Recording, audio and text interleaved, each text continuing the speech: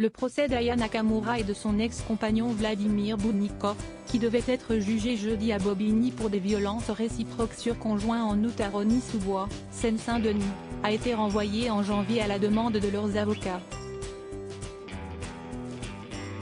L'audience a été renvoyée au 26 janvier après-midi devant la 12e chambre correctionnelle, a précisé le parquet de Bobigny, comme le rapporte l'AFP.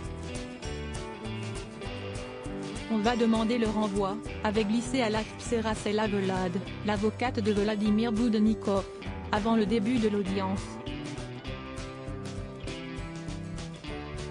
Quelques instants plus tard, Nevlad et son confrère Karim Sebia, qui représente Aya Nakamura, sont ressortis de la salle en confirmant ce report, sans plus de précision.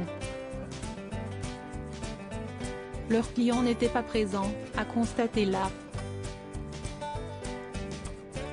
Je pensais qu'elle, Aya Nakamura, serait là, mais apparemment non, a confié une femme qui s'est présentée comme une fan absolue de la chanteuse. On essaie de la suivre un peu partout, a ajouté cette Parisienne à l'AFP, ensemble léopard et t-shirt à l'effigie de son idole. Connue pour ses tubes au succès planétaire, dont Dja, Aya Danyoko, le vrai nom de la chanteuse de 27 ans, et le producteur Vladimir Boudnikov, 34 ans, doivent répondre de violences par conjoint avec interruption totale de travail, de moins de 8 jours. Rappel des faits: dans la nuit du 6 au 7 août, la police était intervenue à 2 reprises au domicile du producteur à Rosny-sous-Bois, sur fond de tension.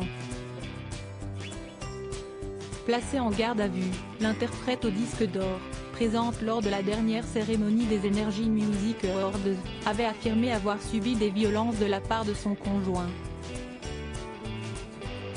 Celui-ci avait été interpellé à son tour, a retracé une source proche du dossier. Il n'y a pas eu vraiment de coup, a nuancé cette source, évoquant des griffures pour les deux protagonistes et le fait qu'il l'a maintenu au sol. Les deux artistes, parents d'une fillette, étaient ressortis libres avec une convocation devant le tribunal.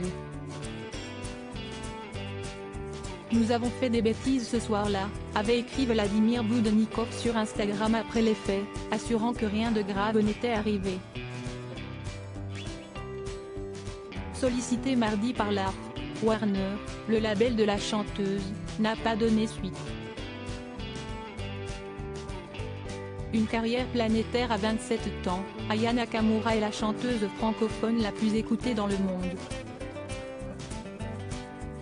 Née à Bamako, l'artiste franco-malienne a grandi à Aulnay-sous-Bois, Seine-Saint-Denis. Sa carrière a décollé avec son deuxième album Nakamura, 2018, suivi d'un troisième opus en 2020, Aya, qui a connu le même succès immédiat. Producteur de musique, Vladimir Boudnikov a également réalisé le clip d'un de ses titres phares, Pouki, qui culmine à quelques 333 millions de vues sur YouTube depuis sa sortie en 2019.